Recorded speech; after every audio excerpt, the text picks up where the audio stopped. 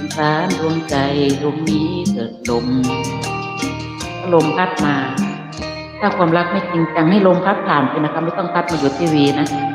คือต้องการความรักจริงใจนะถ้าความรักวันนั้นจริงใจให้มาหยุดที่วีนะคะตรงหน้าเดี๋ยวนี้นะคะมีหอมเยอะนะจะให้หอมทุกเช้าทุกเย็นนะขอบคุณน้ำวันนะขอบคุณพี่แยมขอบคุณป้ากระแสลมแรงยังไม่แซงเขาลมรักดวนลมกระซิบเคยมาหัวกับกายสลายเป็นลมพัดบาดใจให้เป็นรอยช้ำระทมใจรักจึงต้องคืนคงเพราะลมเชื่อลมรักดวงใจลมแล้วลมเจ้าเอ๋ยอย่าเย้ยข้าเลยพัดเลยผ่านไปแล้วไม่ต้องห่วง